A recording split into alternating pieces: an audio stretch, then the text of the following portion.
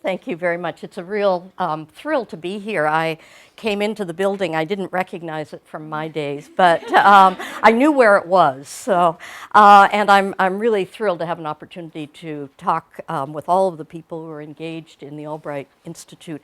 You will notice I wore a pin in honor of Secretary Albright today. In any event, I think you must have had your minds expanded enormously this morning listening to both Catherine Marshall and Brian Hayer. Brian was a colleague of mine at the Kennedy School. I am recently retired. Catherine was a classmate, and we meet up at reunions from time to time.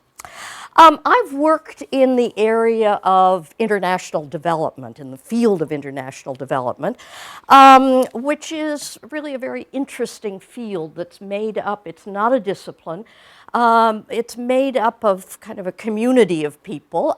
Some are academics, primarily economists and political scientists. Who spend a lot of time thinking about how it is that countries get developed. There are practitioners who are part of this community, professionals who actually work in development. Many of them are with donor organizations or with international non-governmental organizations. Many of them working in ministries in developing countries. And then there are advocacy, or advocates, I should say, who work in various kinds of advocacy organizations. Many of them NGOs, they are particularly interested in specific kinds of policies or practices that they believe will be important in promoting various kinds of social or economic or political development, empowering women, land use planning, community forestry, these kinds of more specific ideas. My experience has been that these are all good and committed people who really are interested in seeing how countries can become more wealthy, how human welfare can be developed, how democratic and participatory governments can be encouraged. But we all, I think, come up against a very significant dilemma or constraint, and that is that the process of development, social, political, economic development, is a very long, a very frustrating, and very uncertain process. And it's often very deeply rooted in the experiences, in the histories, in the characteristics of individual countries or particular regions of the world.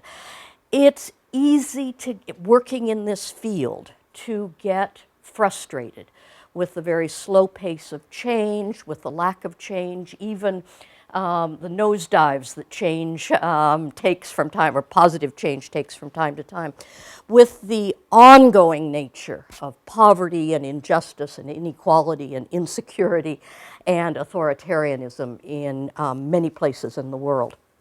I think because of that, this is not a theory, it's just a guess, I think because of this, those who work in international development are have a tendency, I think, to search for a focus, to search for ways to kind of jumpstart development, to find some very clear cures for the ills of underdevelopment. And what this means is that the field over time, I think, has been very subject to what you might consider to be faddism. A kind of notion that there's a magic bullet out there somewhere, and if we could just get that magic bullet and shoot it in the right direction, development will happen, and many people around the world will be much better off. For a time, some time ago, the idea was if you just had free markets in your economies, good things would follow from that.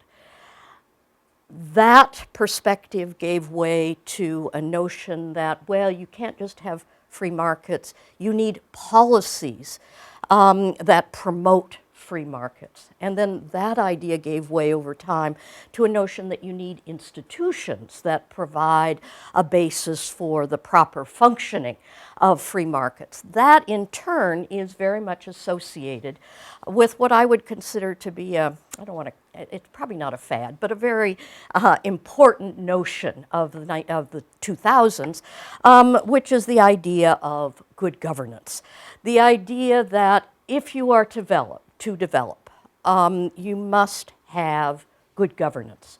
Your institutions, whether they're economic institutions, political institutions, need to be fair, they need to be accountable, they need to be transparent, they need to have all sorts of characteristics of good things. And if you have bad governance, if you have corruption, if you have injustice, poverty, disease, and terrorism, things like this will happen. Just recently, I read that the countries of West Africa that are struggling with the Ebola crisis would not have had that crisis if they had good governance.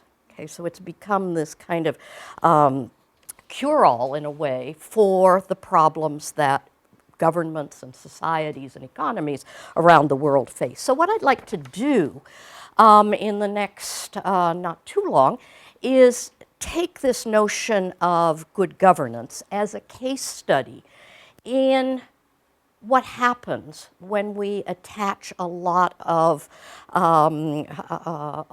characteristics, a lot of expectations into a single idea, a single concept. Hopefully, the lessons that we can extract from this go beyond the notion of good governance to help us think kind of critically about what it is that is critical to development, what it is that is sort of the underpinnings of economic and social and political development, and perhaps leading us to take somewhat of a skeptical approach to some of the panaceas that are often recommended for improved economies, health and welfare, improved democracy around the world. So I'm going to be rather critical of the idea of good governance, but I want to start off with some caveats. First of all, I do believe good governance is a good idea. I will be critical, but I'm not trying to say that we want bad governance. We would all be better off, and people in developing countries, and particularly women and children and vulnerable minorities, would be much better off if the institutions of the economy and the society and the politics were fair and judicious and transparent and accountable and participatory. But good governance is also a very popular idea. It has been used as a way for academics, particularly economists and political science, to come back and talk a lot, think a lot about the role of the state in development. It has generated almost an industry of governance advisors and governance development projects around the world, an enormous amount of money that has gone into the practice of good governance around the world, supported by a considerable amount of donor funding and philanthropy. For advocates of various causes, it has become a very popular idea also, because if you believe that good governance is important, even essential to development, and you can attach your cause to that notion, then it becomes part of a broader emphasis in what is needed in order for countries to develop. It's also a seductive idea. No one is going to advocate bad governance. So it has the kind of attraction. It's an easy concept to say, well, if you had good governance, you wouldn't have an Ebola outbreak. I'm not sure how helpful that is, but that's the kind of way that it's been using. But I think while it is true that good governance is tremendously important, it has generated an agenda of things that need to be done in developing countries that is far too broad and far too ambitious for almost any country to take on, and particularly for poor countries that struggle with issues of reform and institutional development. It's also a concept that I think encourages development thinking and development practice away from what's happening in the real world, how organizations are really working, how institutions really perform, how government policies are made, to a kind of world where development thinkers are much more engaged. Well, this ought to work in a different way. It ought to be this way, or it ought to be that way, or it should be somewhere else. One of the real problems I think that we confront in development is taking the notions and ideas that are generated and applying them to the real world, recognizing that the real world, where the real world is in a specific context, in a specific place, is enormously important. So the idea of what ought to be has to be grounded in, well, where are we right now in a particular place and time? So a good idea, but an inflated one. What are we talking about? In general, when we talk about governance, we're talking about how decisions are made, how things work. I should clarify, there's a whole industry of people who worry about governance in the private sector. I'm referring to public sector governance, okay, how governments work, how the state works, how it's structured, how decisions are made, how policies are made, how political interactions happen, the rules of the game. Think of a constitution of a country. A constitution sets out a whole series of rules about governance and how decisions are to be made and who determines how resources are to be allocated and how that's to be done, how organizations actually work in the real world. Good governance is a normative concept. It takes the notion of governance, which is simply a definition, and says essentially how governance ought to be, how institutions ought to work, how decisions ought to be made, how resources in a society ought to be allocated. These are some of the terms, some of the characteristics. The list could be longer. This is, I think, long enough for our purposes. But if you read about good governance, these are the kinds of characteristics that advocates of good governance will put on the list. A whole series, a bundle really of good things. Each one of these, accountability, transparency, efficiency, rule of law, each one of these is a good thing. And good governance is really encapsulates many of these. If you pick up any publication on good governance, you're likely to run into a large number of these characteristics and these kinds of words. My colleague at the Kennedy School, Matt Andrews, when you say, what does good governance look like? Well, he says, you know, it's kind of an ideal state. It's like Denmark and Sweden. In fact, some people have started talking about getting to Denmark as a way of referring to getting better governance. So the question is, to come back to this notion of an inflated agenda. What is it that people are being asked, what governments are being asked to do? What are they being asked to change? What are they being asked to reform? And my answer is way too much. Way too much for the capabilities of most countries in the world, and certainly much too much for the poorest countries that have the lowest the least capacity to make important changes. This is old data. It's meant to be indicative rather than definitive. This data came from about 10, 11 years ago. I was asked to write a paper on good governance, and like a good researcher, I thought, okay, what are we talking about?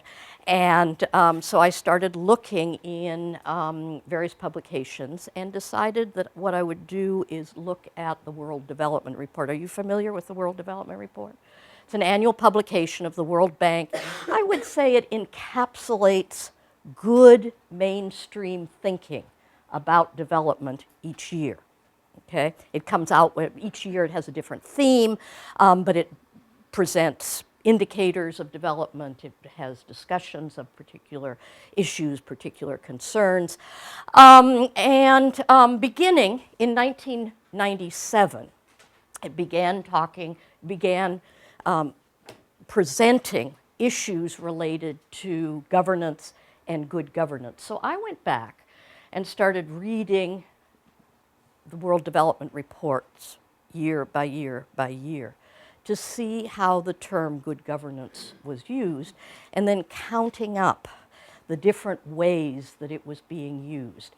It was being used to refer to policies, to institutions, to characteristics, to how organizations work, a whole series of things. I just simply counted up the different ways, the different characteristics, the different things that it was describing. And we started off in 1997 with 47 different things that were considered to be characteristic of good governance. I went through to the 2002, 2003 volume, and we were up to 116 things. There was a kind of additive nature. Every year, new things were discovered about what needed to be fixed, what needed to be done in order to have good governance. Once again, this is just indicative. I could have brought the data more up to date, but I have to tell you, sitting down and reading year after year after year of the World Development Report is about the most boring thing you can do. So, but in any event, this is interesting, I think, in the sense that with time, it appears, the notion of what good governance is growing. What it is that governments need to be able to present in terms of their characteristics gets longer with time, and presumably the poorer the country, the more that needs to be done in order to achieve good governance. So, what do we end up with then? There is a tendency in this kind of explosion, this inflation of the idea, to end up with a large number of reforms that are being advocated and that people are trying to put in place, that are supported by a whole range of donor organizations, each with its own priorities, each with its own budget cycle, each with its own decision-making and reporting requirements. Nobody really has really spent a whole lot of time. If you go back to these, let's say, 116 things that need to be fixed in order to have good governance, that need to be in place. Well, are there sequences? Okay, do you need to have one characteristic before you can have another? Do you need to reform one institution or one part of an institution before you can reform another? Are there interdependencies? If you want to reform the police departments, do you first need to reform the court system? We don't know. That kind of study has not been done. If you want good governance, are there some things that are more important to a society in terms of their good governance? Is it more important to have honest public servants, or is it more important to have a health system that actually can get out to rural areas and deliver vaccinations at an appropriate time? What's more important? We don't know that. How feasible is it? If you are dealing with a society in which there is widespread patronage in terms of who gets public sector jobs, who gets hired into government, who gets a position, and you decide, and the decision is made that you need a professional civil service instead of this kind of system, how feasible is it? In the United States, it took 40 years to move from one kind of a system to another. Okay? These reforms tend to be advocated without really thinking about how do you get from here to there. And certainly the idea of a specific country context is often swept aside. Where did that country come from? Where did its institutions come from? Why do its organizations perform in the way they do? How are people trained? Why are they trained the way they are for public sector jobs, let's say? So we have a problem. Now, how did the concept grow so large? Why did we end up in this situation where we have a kind of universal panacea that requires lots and lots and lots and lots of actions that are then supposed to bring something called development? I mentioned at the outset that there are three often interdependent, overlapping groups in the community of international development. For academics, the notion of good governance has been very appealing because it has provided a way of thinking about and writing about and teaching about the role of the state in development. When the field of international development emerged in academic institutions after World War II, the idea of having a strong, interventionist, centralized state was actually a fairly widely accepted one.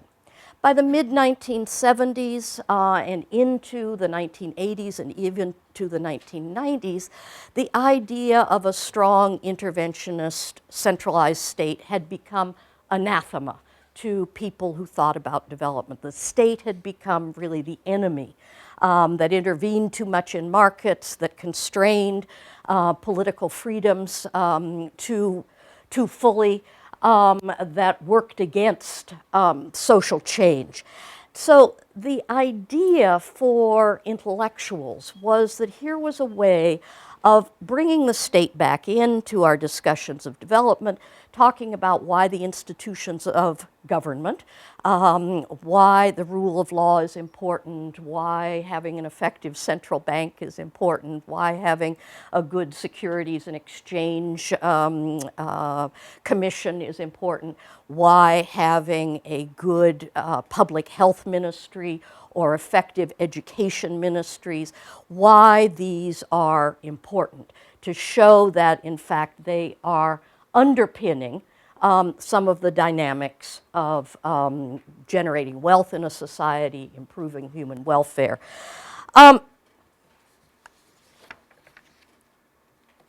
It got to,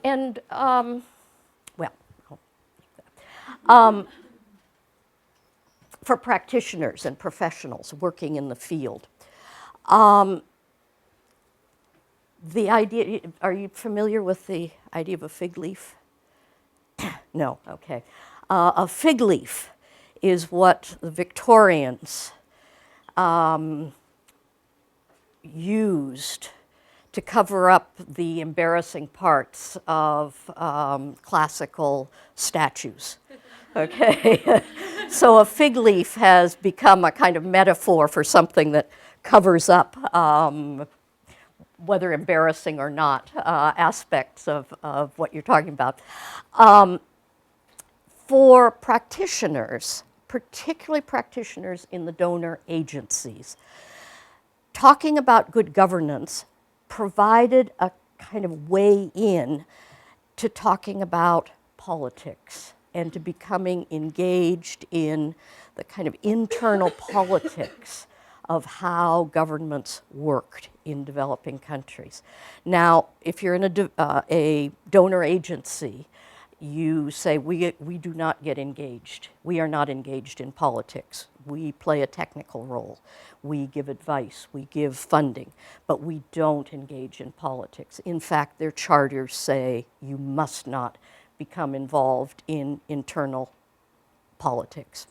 But once you begin thinking about how institutions and organizations work, how the rules of the game determine decisions, the allocation of resources, when you start talking about things like corruption and leadership and elections and how political parties affect decision making, you're really very much in the realm of politics. And so in many ways, the notion of good governance allowed those who were engaged in working in development, the practitioners and professionals, to, in a sense, get engaged in and become more fluent in thinking about and working with or against the domestic politics of, in many developing countries. Kind of a fig leaf, it suggests there's kind of a technical way of talking about politics. It's a technical approach to talking about something that is clearly very sensitive. For advocates, those particular organizations that are particularly concerned about particular policies and practices. I think I mentioned empowerment of women, child labor, human rights, sustainable agriculture, whole variety of rather specific kinds of policies and approaches and practices. As the notion of good governance has become more popular, the idea of attaching your particular issue to the good governance agenda has become more attractive. Why? Well, it gets more attention. It's likely to get more funding. It's likely to be considered a higher priority within a government or within a donor agency. And so the idea of good governance has become this kind of umbrella for advocates of various causes, and they are almost universally good causes, to say, well, if you want to have good governance, you must have empowerment of women, improved human rights performance, sustainable agricultural policies, a whole, whatever the particular issues are. It's also interesting that from a political perspective, the notion of good governance is very attractive. For people on the right, good governance resonates in terms of ideas like free markets, rule of law, order, institutional, strong institutions. On the political left, it resonates in terms of things like equity and fairness, protection for the poor, protection for minorities and women, So you can see that both on the left and the right of the political spectrum, the idea has a real appeal. And for all of the rest of us, whether if we're not there on the right or the left, it has this notion of order and decency and rightness about it. And these, I think, are some of the reasons why the concept has become so popular. Well, what's wrong with that? What's wrong with idea inflation? If you do, I notice that a number of you are majoring or minoring in economics. Some of you are political scientists. I know you know all the latest statistical techniques. If you take a large range of countries, let's say most of the countries in the world, and you run them through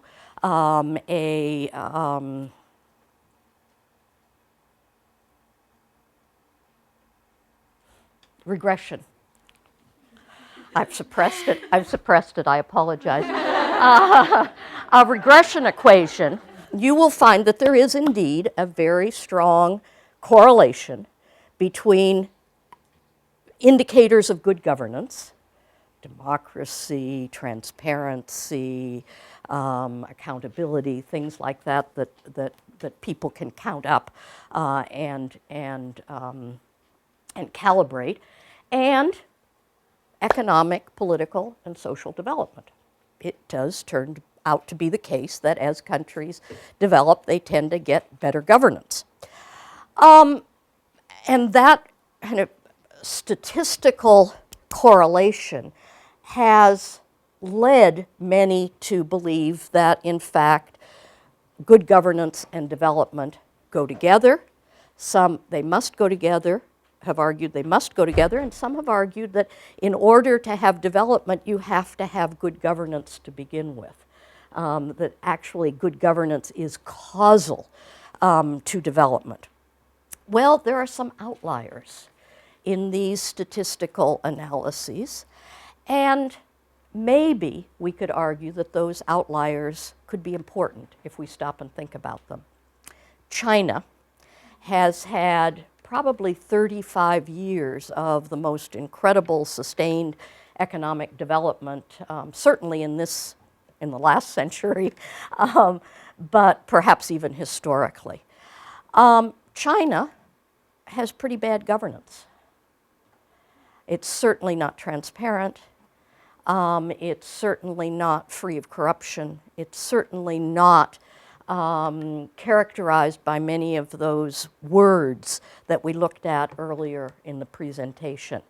And yet, China has developed economically at an incredible and sustained pace. Vietnam is not noted for having particularly good governance, but it has had a rather remarkable progress towards certainly economic development and social development. Peru, Thailand, even Bangladesh has had a recent spate of fairly sustained economic development without being able to demonstrate much in the way of good governance. So those are outliers, and they cause us to question this, what's the relationship?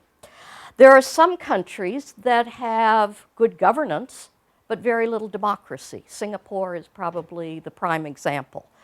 But Malaysia might be in that category. Also, I hate to say it, but Hong Kong seems to be in that category also. There are other countries that have relatively good government, but little development. Costa Rica, maybe, Botswana. So these outliers tend to get forgotten in this argument that you must have good governance and development, that governance and good governance and development go together. And so it causes you to stop and think. There's also a consistency argument. We talked about Denmark and Sweden on a good day. People in developing countries may ask, well, what should we do to get better public financial management? Or what should we do to stop the amount of corruption in society, in our government, or whatever? And some have said, well, do what the Nordics do. Okay, look at their institutions and put them in your country.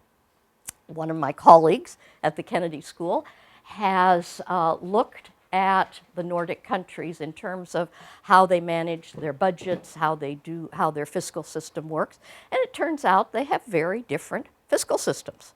So this notion of just get like Sweden or just get like Denmark is not as consistently clear as many people have believed. Secondly, good governance is not consistently related to good government performance. The best example that I can think of is the United States and what happened with Hurricane Katrina. Hurricane Katrina was clearly a failure of leadership, but it was also a failure of governance. The institutions that were supposed to protect people failed.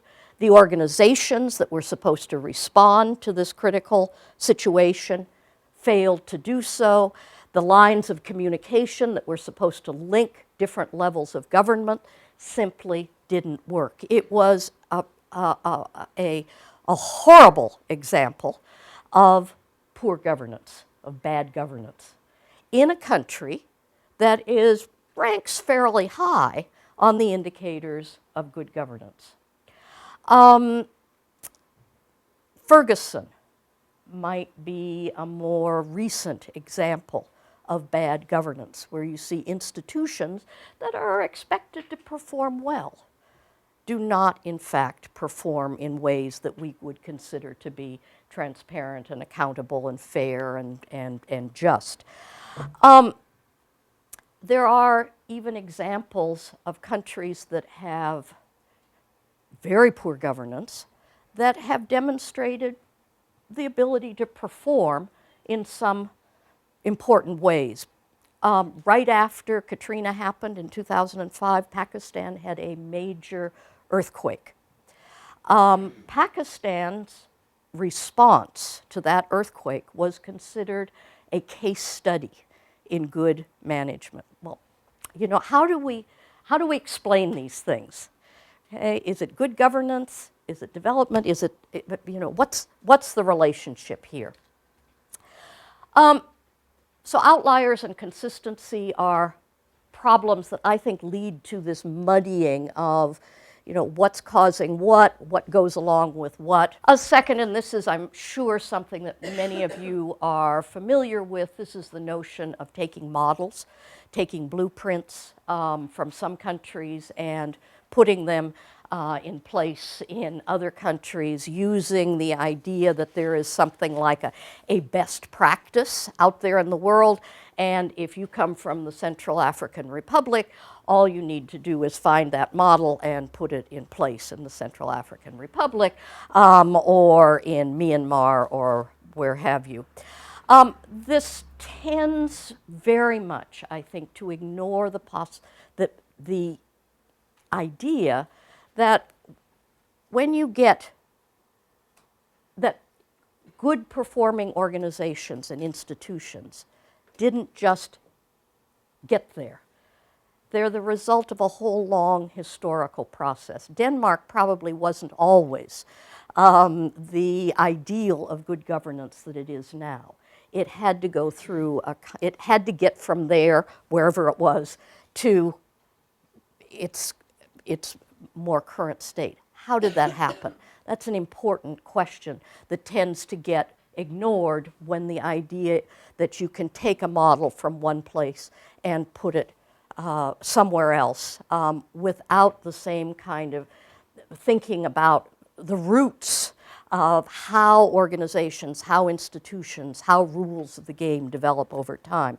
One size does not fit all. And I think one of the most devastating aspects of a long and complex agenda for good governance is that it puts an unbelievable burden on governments to make a whole series of reforms on the promise that if they do these things, development will happen, and usually in contexts in which the capacity to make reforms in organizations, in institutions, in rules of the game is really very, very limited.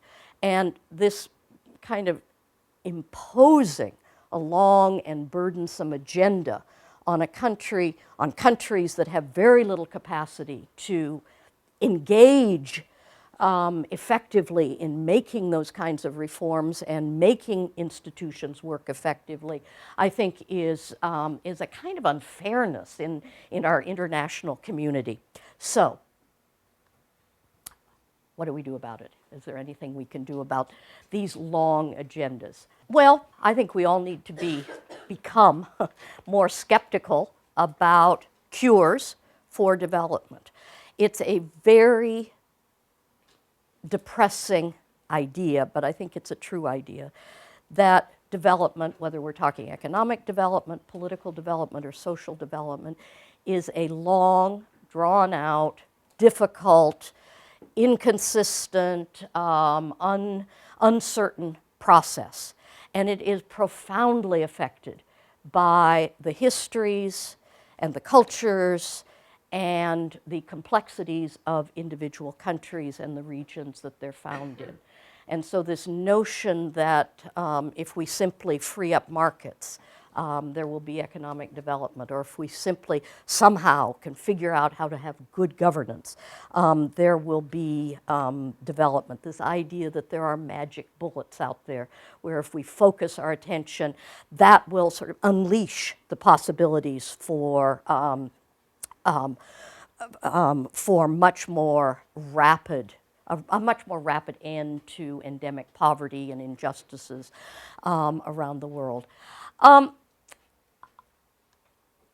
I think that those of us who work in international development, political scientists and economists, need to become much, much more aware of history, much, much more able to look at a country and see where its institutions come from, why they perform the way they do, why they're organized the way they do.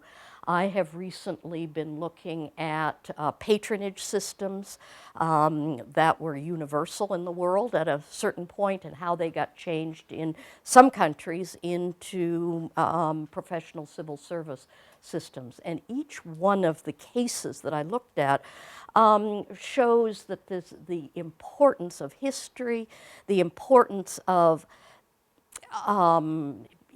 things that happen in a particular country, a war or a crisis or a scandal, the importance of leadership, the importance of how the political system is organized, becomes tremendously important in explaining how rules of the game evolve, how institutions happen. So I think we need to spend a lot more time when we're thinking about getting to Denmark, thinking about, well, how did Denmark get Denmark? And then when we're thinking about Malaysia, how did Malaysia, what are the roots of its institutions and the ways that it performed? Or many, many other countries.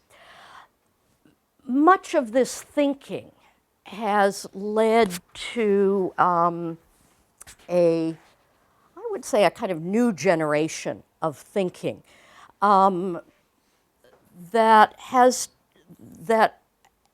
focused much less on the idea of good governance, but thinking about good enough governance, thinking about small steps, thinking about the next step, thinking about iterative processes that might improve performance, that might improve the rules of the game in small incremental ways. I'll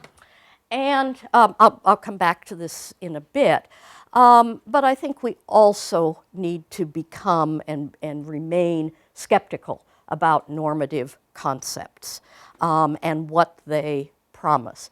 It turns out in my study of patronage systems that many governments work pretty effectively, and many governments in Latin America continue to work relatively okay, with very deeply embedded patronage systems. So what does that tell you about the need for the importance of professional civil services in our society?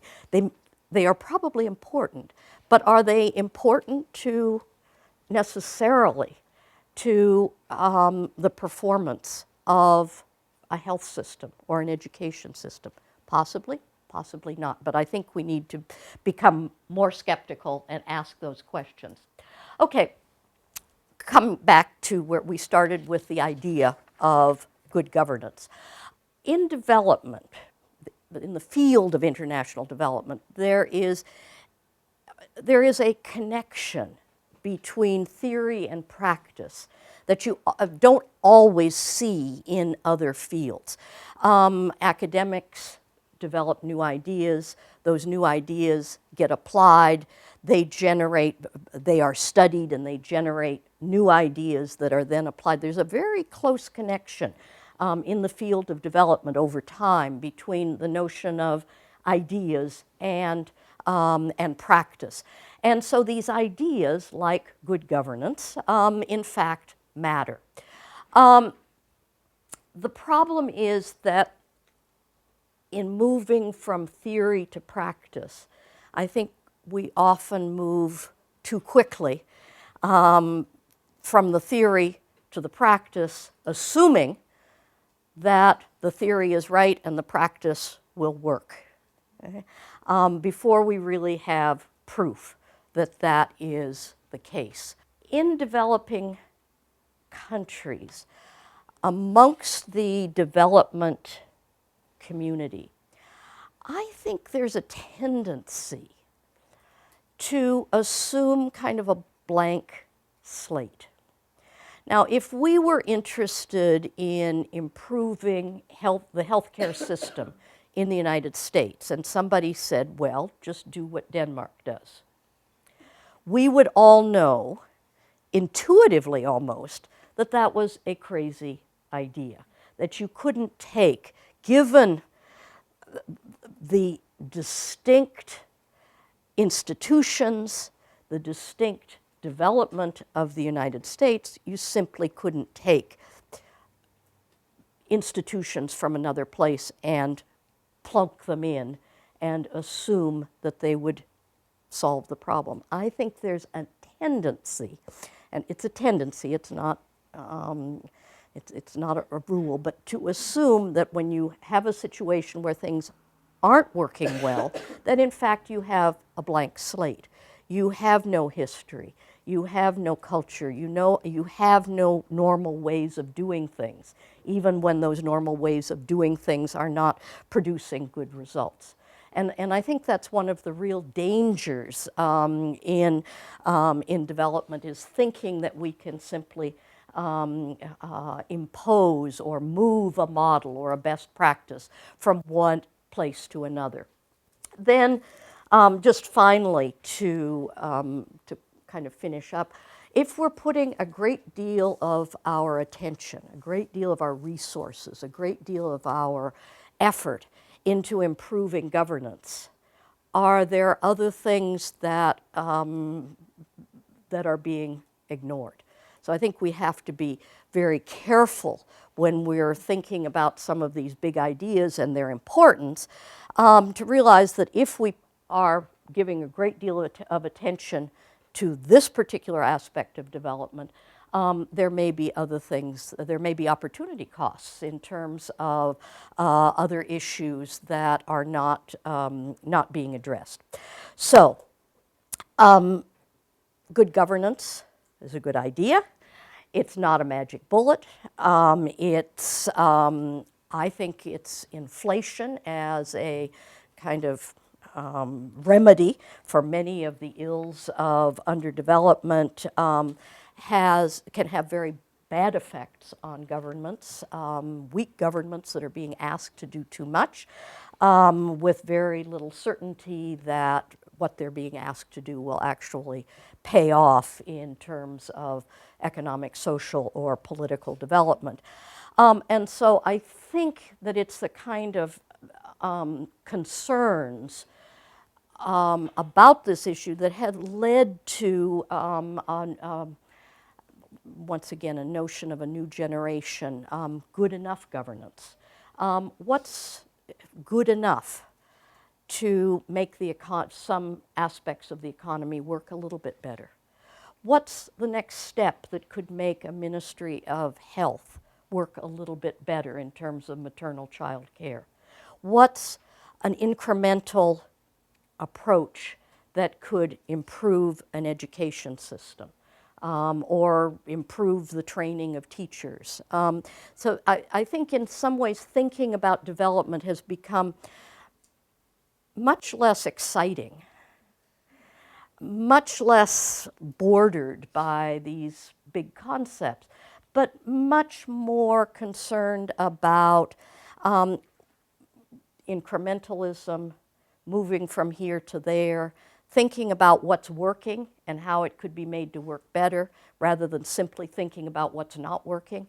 And I think because of that, this notion of building on positive experiences, iterating reforms so that you try something, see if it works, you tinker with it, you try and improve it. I think that in that way we are really moving ahead and kind of away from this notion of, well, if we only had good governance, somehow poverty and justice and corruption and a lot of other ills of development would be resolved. So thank you very much. I have spoken too long. There. So, Betsy.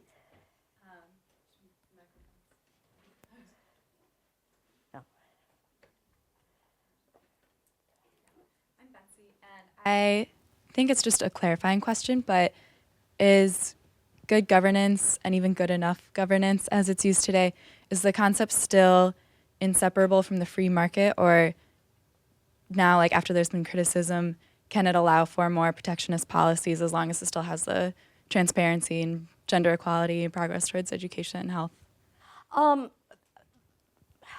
It's a good question. In some ways, there's a relationship, because the notion of free markets moved into this idea, well, you have to have kind of the conditions that allow for free markets to work effectively. That means policies and eventually good institutions. So institutions that work effectively can be linked back to the notion of free markets. But the notion of free markets itself doesn't embody necessarily the notion of good governance, I think. I think it has to do not with the market, but with ways in which policies and institutions work to support that, when we're talking about economic development. Okay? But it also goes beyond that to issues relating to social development and political development also.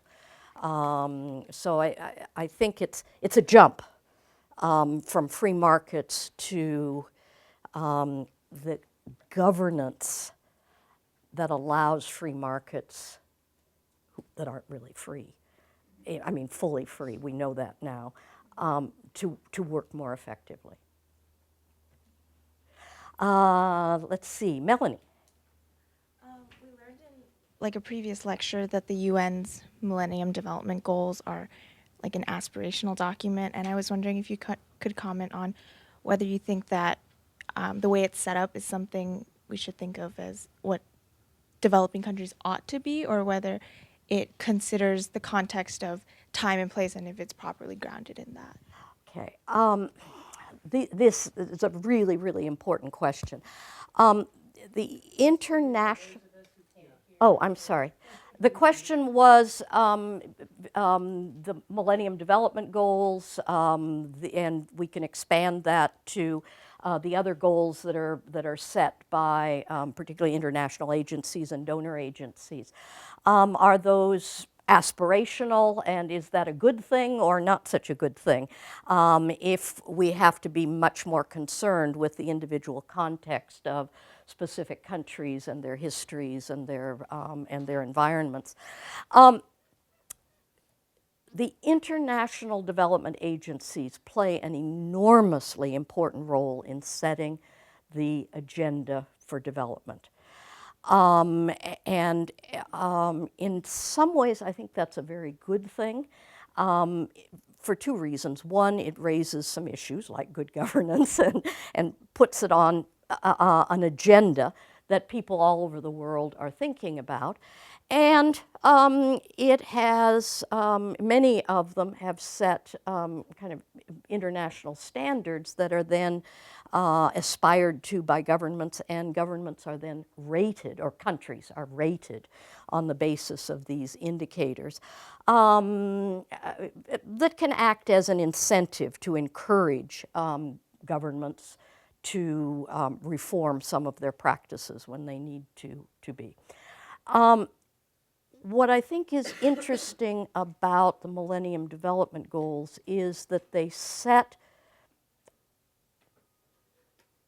aspirations without necessarily telling people how to get there, which leaves a considerable amount of room for individual countries to figure out how to get there.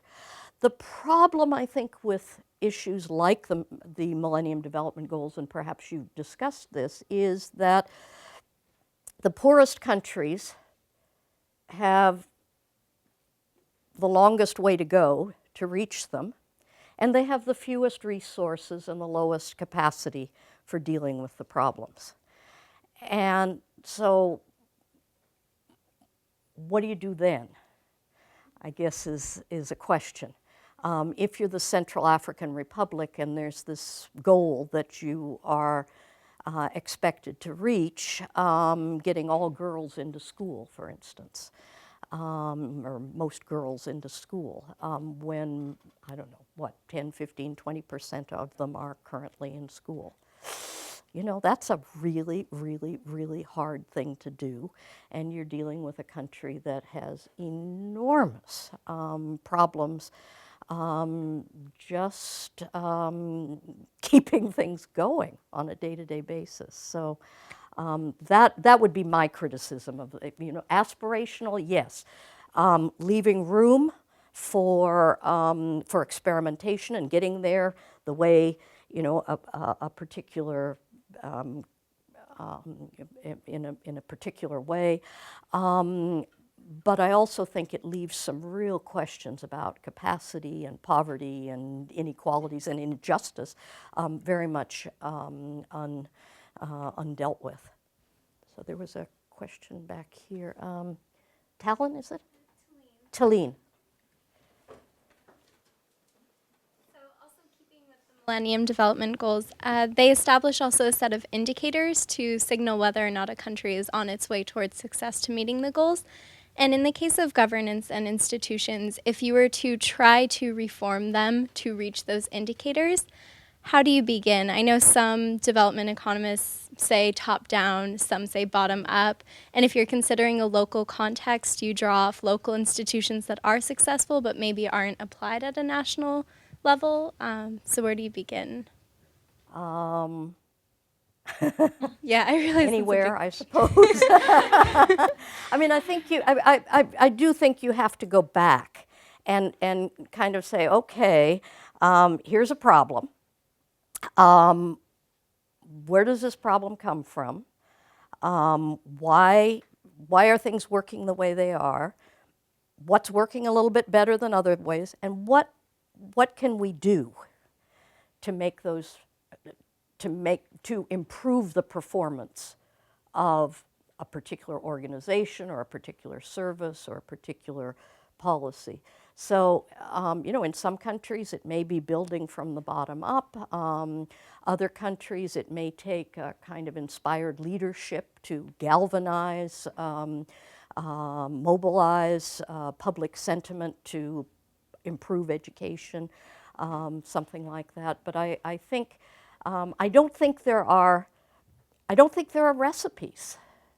And that's what makes development so incredibly difficult, is that we keep having to go back and ask those very difficult questions, and there aren't just clear answers out there.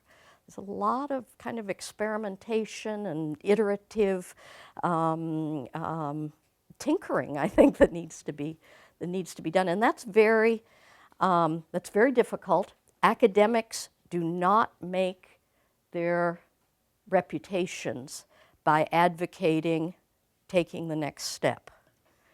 Donor agencies that go into a country and say to a beleaguered minister of health, well, let's take the next step. Let's try this out. I don't have the answers, but let's try something. Advocates do not get very far by saying we need to empower women, and to do that we need to, take some small steps. It's not a very attractive position to take if you're concerned about these, terrible problems of poverty and injustice and insecurity in the world. So I'm afraid it's a difficult path, I think made more difficult by, not more difficult, but with a difficult response. Yes, I love what you just said about iterative tinkering, and I've seen that idea, or that sort of process be very successful in areas of science or technology. But in government, things often happen a lot more slowly and take a lot more convincing and just are more belabored. And I'm wondering if, in a practical sense, you've seen that iteration be successful in countries that have used that sort of method before. I'm sure I have.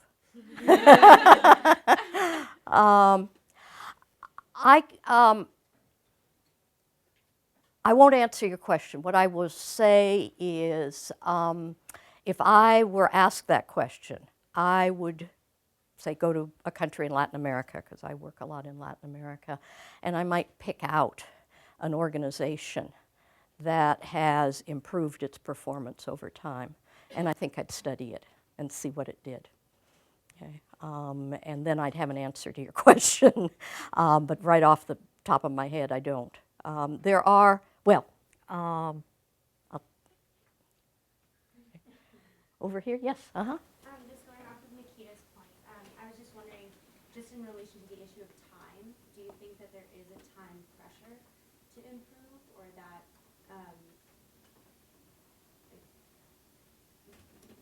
do you think that every institution deserves its own chance to take its time, depending on its history and its culture, or whatever institutions there are? So how can we treat each country as though they're on a different time schedule? That's a really, really interesting question. I haven't thought a whole lot about it. I mean, if we look back historically at countries that are considered to be developed now, I mean, we're talking centuries.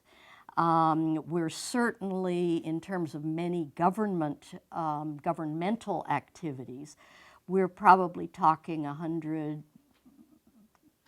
to 125 years when governments became more larger and more engaged in economic and social life.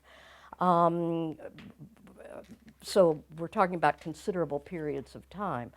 If you're in a developing country and somebody says to you, well, it's going to be better in 150 years, that's not a good response at all. People want better health care now. They want better education for their children. They want better roads, and a whole list of things. And so I think there really is time pressure. I think the problem is that the conflict between time pressure and looking for kind of quick fixes. It's a dilemma. certainly I think it's possible with what we know now, with what we can study, with what we can learn about, with what we can tinker with, to make changes much more rapidly than perhaps they were made in the case of, let's say, the United States developing an effective government. But I'm not going to dare put a time schedule on that. I mean, coming back to the Millennium Development Goals, it's a way of encouraging that time pressure to find solutions. I don't know whether.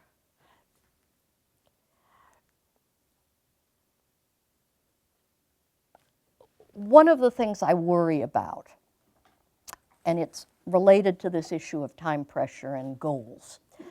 If the goal is to get 95% of the children in school by X date, what that means is building a lot of schools and training, or not training, a lot of teachers, hiring a lot of teachers in very short order, getting those facilities out there where kids can get into school. It doesn't address the question of whether kids are learning anything effective when they get into school. And so that, once again, coming back to the development goals, I worry a bit about issues of quantity and quality, because quality takes more time. Latin American countries have most countries have almost all of their kids in school. They're getting very badly educated. Okay, so I think we need to take these issues of quantity and quality into consideration when we're thinking about this issue of timing. Hero. You said that the focus on this kind of inflated focus on global government good governance tends to obscure other possibilities for development. And do you think that the focus on governance as something that happens pretty much within states, and it's something that's dependent on kind of the idea of a nation state, obscures the possibility of thinking about governance as something that maybe transcends state borders and that being useful for development? This gets me off my, out of my area of any kind of expertise at all, but certainly issues of global governance are enormously important. There's some fascinating research on issues of governance that have to do with the illegal arms trade and money laundering and a whole variety of things, let alone the workings of global markets and things. I tend to think that when we're dealing with governance in a country, that superstructure is probably very important. But I think more and more we probably have to go back to the organizational or the institutional level. And because I do think things start working better, organization by organization by organization, or institution, that is, rules of the game by rules of the game by rules of the game. And so that it's, when we actually move from an idea to the practice, we can't even really be thinking about governments. We have to be thinking about institutions and organizations and how they perform better.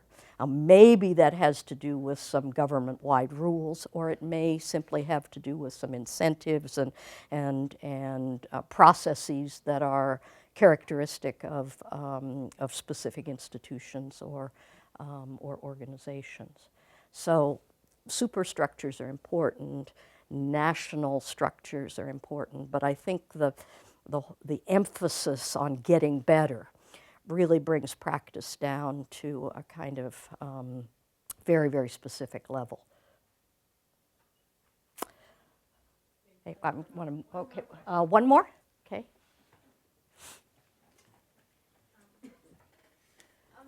Things you had mentioned about the remedies for inflation was talking about good enough.